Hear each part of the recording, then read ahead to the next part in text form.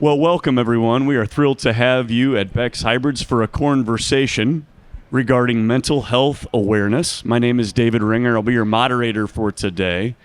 And the whole goal of the next 30 minutes or so is simply to bring some awareness to the fact that mental health is real and it's extremely important.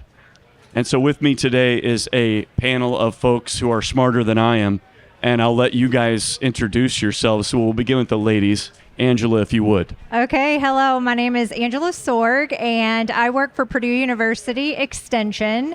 I am under the umbrella of Health and Human Sciences, but we are under the umbrella of the Department of Agriculture. I'm also the lead of the Purdue Extension Farm Stress team that we have created at Purdue, and then I'm also a licensed clinician in private practice. Okay, very good. Hi, I'm Kara Byro. I am the State Director of Behavioral Health Crisis Care for the state of Indiana's Division of Mental Health and Addiction. I oversee Indiana's 988 Suicide and Crisis Lifeline, and that from development to implementation and where we are now. Very good. I'm Stuart Manchester. I'm Beck's dealer. Been in ag retail since 1974, so I'm on my 51st year of ag retail dealing with farmers. So I'm here as a non-professional, maybe, but as a professional. Absolutely, as a professional. The current climate of our economy today has created some unique challenges for our farmers. Stu, kick us off. What's driving some of the mental health challenges that our farmers might be facing? Yeah, mental health on our farmers, it all kind of goes back. It really hasn't changed since I started. We're still dealing with finances, labor issues, crop pricing, input costs, and it all basically comes down to profit. So if the farm can make a profit, then the stability of the mental health is a little bit more at ease. But we're at very high risk right now because the numbers are big. You know, we're almost the same as 1970, but we're also in a higher risk. And so there's more pressure on all of our decision makers at the farm to maintain and to succeed and to move that on to the next generation. Absolutely. Ladies, jump in here. What do you guys see? Yeah, I would ditto exactly what he just said. I think when we are out in the industry and we are talking to farm and farm families, it's also, you just said, in the next generation, it's also the succession planning and how do we do this for the next generation to do it well so they can manage the farm and keep the generational farm going. You bet. Kara, what? I mean, I would just say that I think one of our biggest things that we've been able to identify on a holistic approach is that it's just that it's talked about a lot more now as well. We've done, and not just we as the state, but the mental health community has done a really great job of trying to push openness to talk about mental health as well as destigmatizing mental health.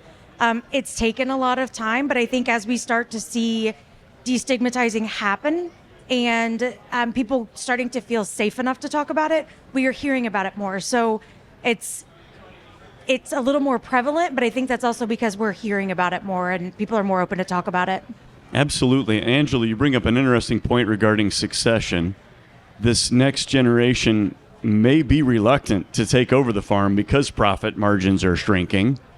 How do we encourage the next generation to get involved and stay involved? That's a conversation for another day, or a conversation for another day. But I do find it uniquely challenging for a 20 or 30-year-old to look at the margins that we're talking about here and go, man, I don't know that I want to jump into this. But how can we support them? What tools do we have at our disposal to help this future generation deal with mental health? I can answer that if you don't mind. So we understand that our farm youth, it's a family. We all know this. I'm not telling you anything you don't know, but our youth, unlike many other youth, they know what's going on in the farm. They live it, they work it, they breathe it. And so we really want to be able to support them. So for example, our team developed a program for farm youth specifically to go in all of Indiana FFA classes when they'll have us to be able to talk to them about the specific and unique needs of what they're facing, to be able to support them and wrap around them a little bit better. So when these things do happen, maybe they will say, okay, yeah, these are the stressors, but I feel supported, and I think I might be able to manage this farm because I'm talking about these stressors. My parents had these stressors. They may not be talking about it, but I can talk about it, and maybe that will alleviate some of that reluctancy to move the farm into the next generation. Oh, that's great. And also, Kara, you provide a service through 988 with some really cool T-shirts, by the way. Thank you for that. Welcome. But what does 988 do? Yeah, so one thing that I think we as a society have really struggled with is mental health is health, right? We take care of our physical bodies. We also need to take care of our mental health as well. And so one thing that is available 24/7, 365, it's free, it's anonymous, is our 988 Suicide and Crisis Lifeline. So this is something that any individual can call, no matter where they are. They can call, chat, or text. And that contact is going to be answered by someone in the state of Indiana. You don't have to tell us your name. You don't have to tell us anything about yourself. We're just there to listen and to support you and to help provide you with the resources needed to get out of the funk or to connect to someone in your community to find the help you need to keep moving forward. We at home call it a reset. To Yeah. hit the reset button, start over again, and let's go get it. And you're here to help them hit that reset button. Absolutely. And just to know that it's okay to not be okay. It's okay to acknowledge those things. And even when we're scared to say that to somebody that maybe we know, there are people that you can talk to where no one else has to know. That's very important. The Absolutely. ability to speak privately about that which you can't even hardly verbalize yourself. So very important. Absolutely. And Stuart, you have a wonderful story regarding redemption and struggling through mental health challenges. If you want the full story, you got to check out his Across the Acres episode. Little cross plug promotion here. But Stu, give us a 30,000-foot flyover of how you persevered through some of those challenges. That'd be a flyover for sure. So I don't think in the time I was going through this that I had mental health issues. So I don't think there was any self-awareness that I got issues. It's just, this is my normal day. Everything's going against me, and that's just, you can call it karma, you can call it bad luck, you can call it whatever. The only luck I had was no luck. So at the end of the day, it was not me that actually fixed my problem. I mean, the short version is gun to the head, 10 years of suicide, could have killed myself a million times. But in that process, I didn't have any awareness that I was, where the 988 phone call, what Angela's doing, the awareness, Jelly Roll song, Simone, you got these high individuals that are at elite and now can say, hey, I got a problem. And in my case, I didn't realize it. So in my final story is God chased me down. He chased me down. And that's his mercy and grace. And then becoming Christian, get my salvation, my life changed. He took the suicide away instantly. And then the rest of my journey is transformation. So 25 years ago, I'm 25 years transformed. I'm transforming again tomorrow. So I will transform until I meet Christ. Amen. So. What a story. Again, the full details we got into on a great episode. Thank you for being willing to share. Yeah. This is so important for others to know they're not alone. And they're not the only ones who are hurting and struggling. And they look at you and they say, well, of course you're doing fine because you're successful. Well, that's now. 25 years ago, it was different when you were literally getting by on cold cereal without milk. Yeah, yes. I was homeless, empty buildings, living in my truck, eat every 3 days, something. And so you look at it and they go, wow, you really succeeded fast. Well, no. That's a result of the blessing, the result of the transformation. I'm 71, so I'm 51 years into work. So that's a 51-year work, a 71-year journey to where I'm at today.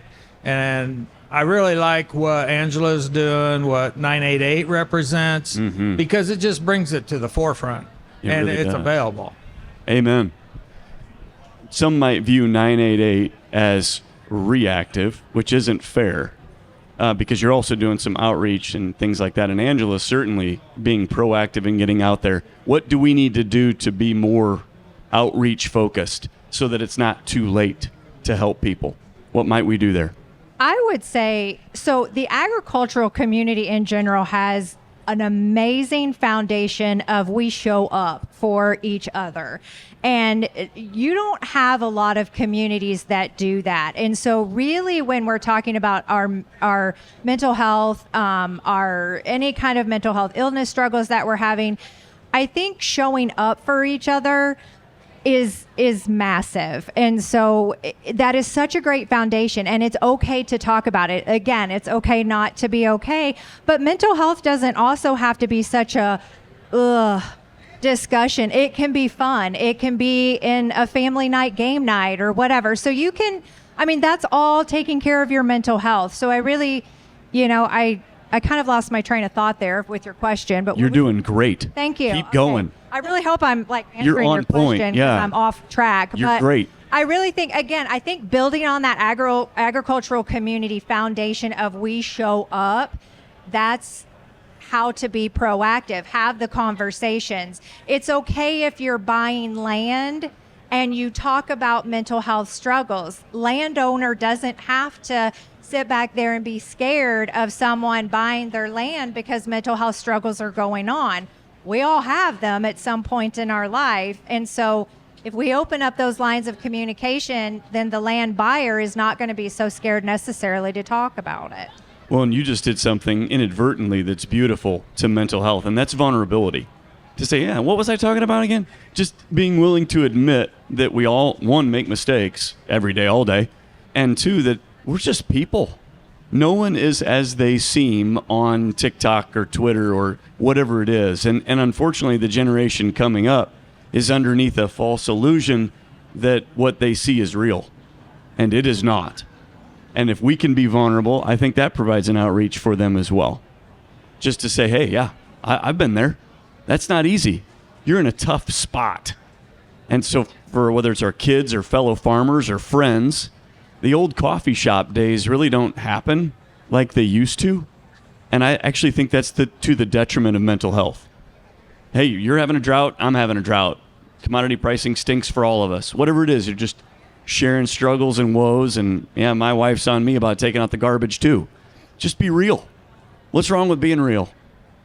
But as far as 988, what do you guys do for outreach? A lot.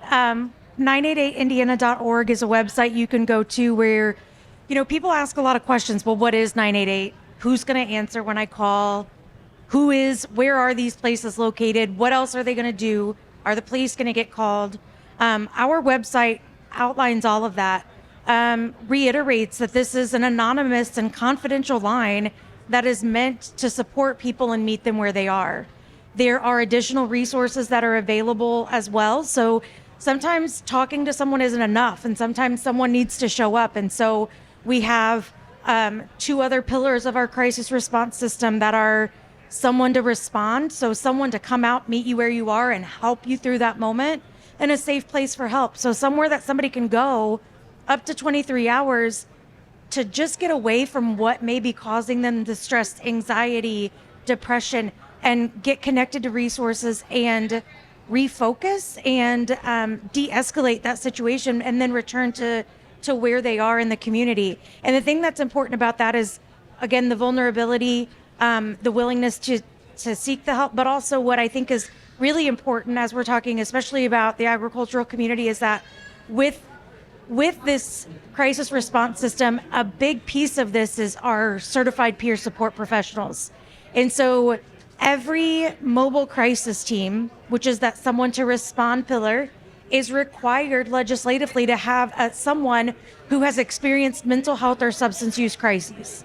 They are a certified peer that has gone through training to work in the crisis space and support individuals that have gone through what they've gone through. Because how often do you talk to someone and you're like, yeah, but you don't get it, right?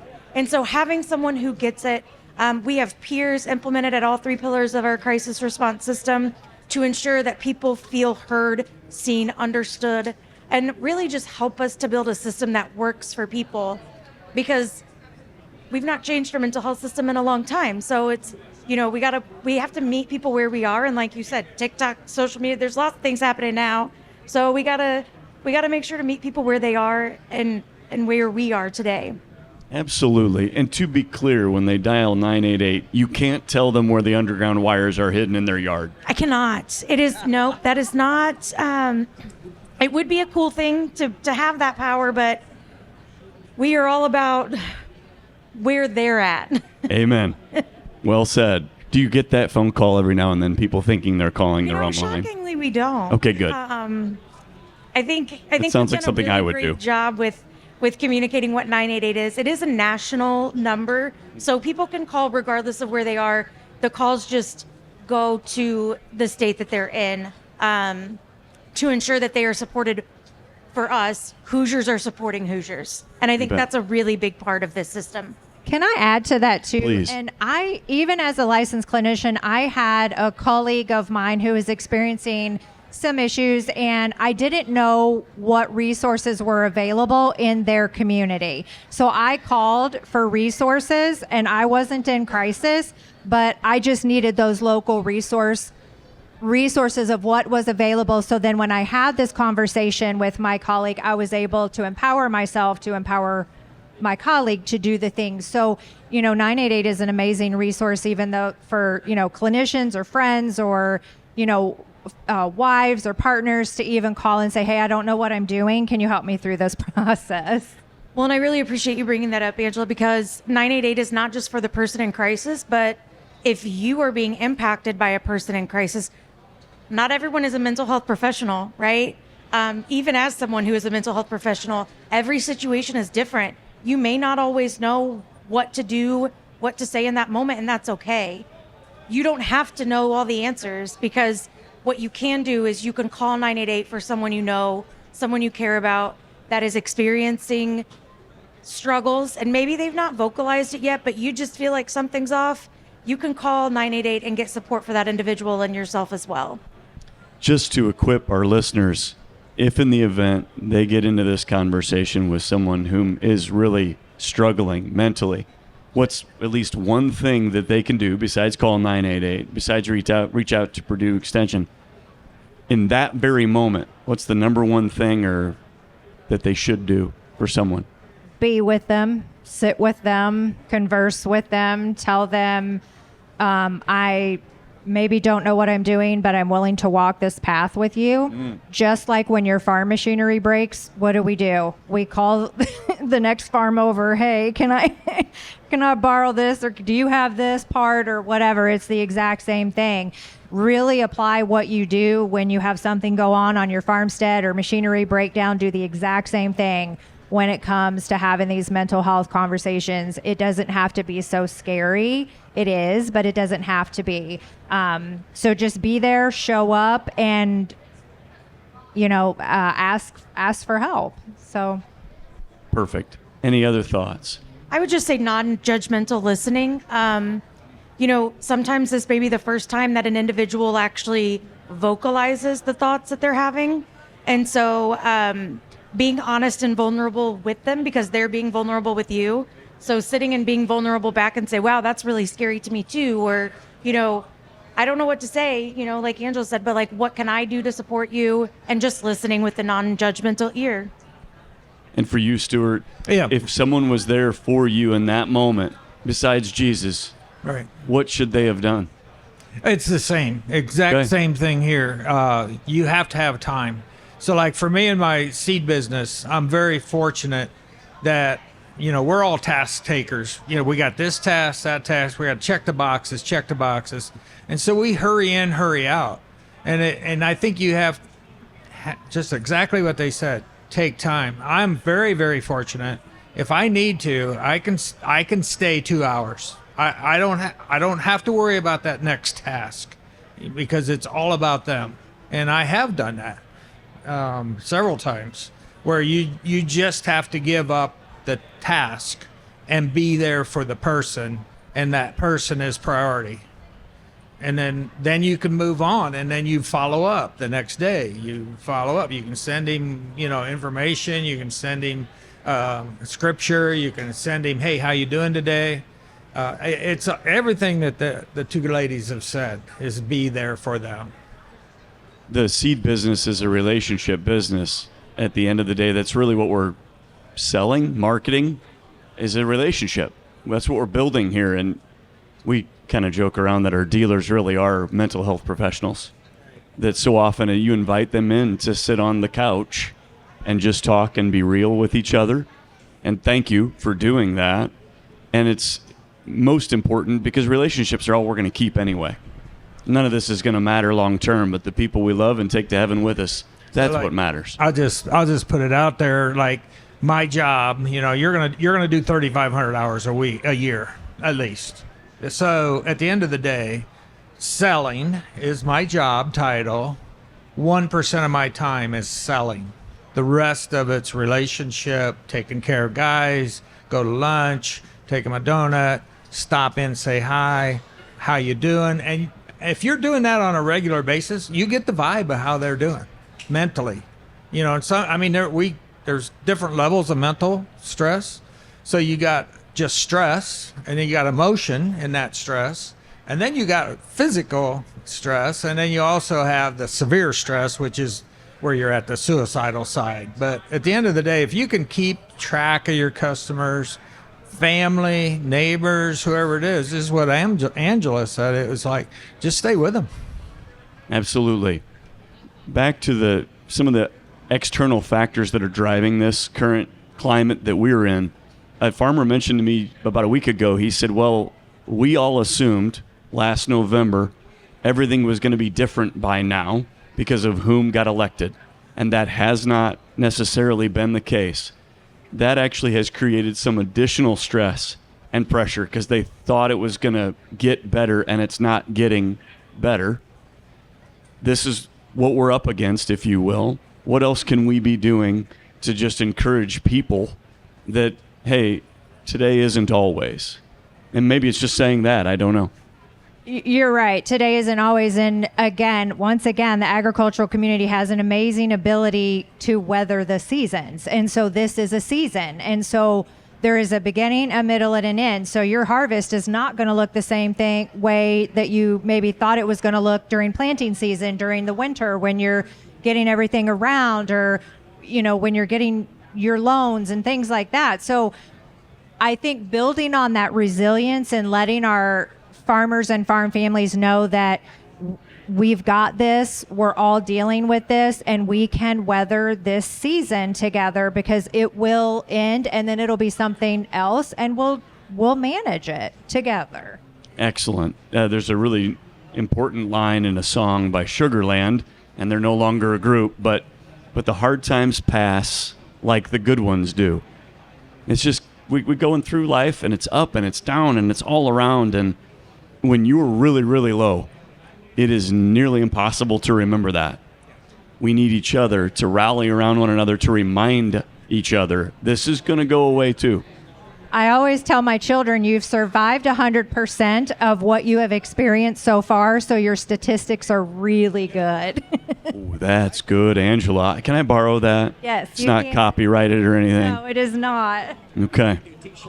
A T-shirt. We need a T-shirt for that. Well, and I'll tell you, my therapist is the one that told me that. Nice. So I stole it from my therapist, and now I use it. So take it for what you will. You bet. Well, nothing wrong with borrowing. We're just borrowing. Well, as our time draws to a close here, anything else that you'd like to share that we've missed before I get to our call to action?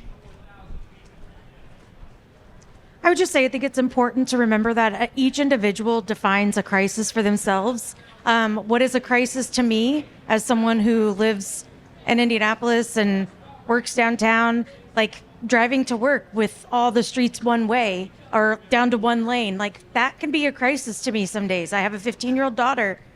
Her crisis is different than what a crisis is to me. And so letting each individual define what a crisis is and trusting them to be the ones to be the experts on themselves and leading with that vulnerability and trust. That's beautiful.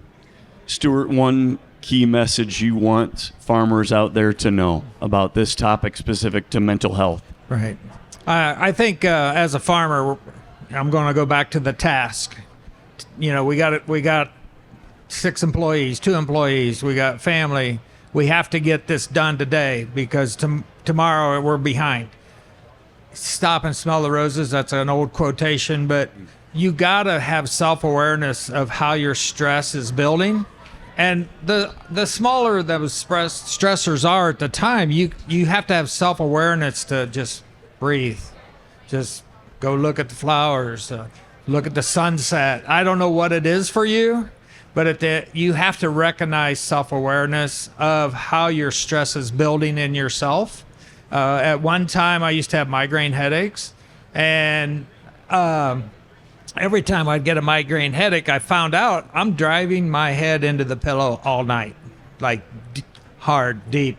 Next morning, I got a migraine headache. I feel that stress coming on, I relax. And that, whatever that is for you, I don't know. You know, some people have pets, some cows, some, you know, I think in the ag business where I grew up, it was alcohol.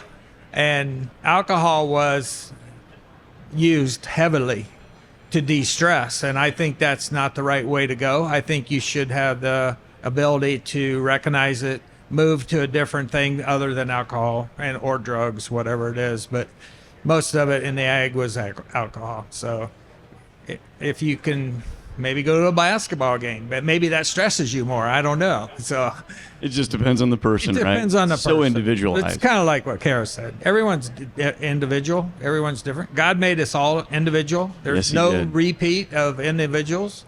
And you have to identify yourself and then be yourself too. Absolutely. Angelo? I would say if you just look around at all of these people here, this industry, and I want to look back at the root reveal. I'm seeing it in there and I'm seeing it down there.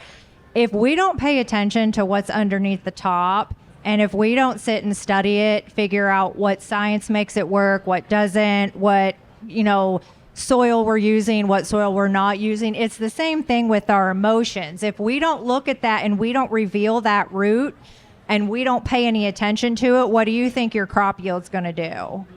So if you apply that same concept to your own mental health, nothing is going to grow when you don't know what's underneath the soil. Amen. Well said. You can drop that mic now. You said it all. That was perfect. That was ideal. Last but not least, I think the critical piece to all of this, if you're hurting, ask for help. And that doesn't have to be with someone you know all that well. In fact, sometimes a perfect stranger can be the right listening ear. We are here to help. Number 2, if you are unaware that there are those around you who are hurting, I would invite us all to simply look for someone whom is off. And it doesn't have to be obvious. In fact, most times it's hidden quite well. And maybe that's simply asking a question and meaning it when we ask it. The more we can invest in those around us in a meaningful conversation, man, our time is well spent simply doing that. Thank you to all 3 of you for doing that. The way you invest in other people is powerful, and it's paying dividends in the long run. The good Lord will bless you, even if it isn't blessing us here. I'm guessing you're not getting rich doing what you 2 do, and Stu's got to give all his money to his wife, so she's with us today. I'm glad she heard that. She's a bougie. What a babe. I don't know why she married you, but she's a class act. We love her dearly. I get it. You did great, Stu. I married up. Yes, you did. You married way up. Well, Angela, Kara, Stu, thanks for being here today. This has been a real privilege and pleasure. Kara, thank you for the T-shirt. You're welcome. Thank we you. will wear them with pride. And Stuart, did you get a Purdue shirt? I didn't get a Purdue shirt. Well, there are bags on the back of your chairs. Uh-huh. Yeah. There's some pretty cool stuff in there. end it with Go Illini, and we'll call it a day. Jeez. Thank you so much for joining us today for the conversation on mental health. And again, love somebody close to you. Thank you. Yeah. Thank you, David.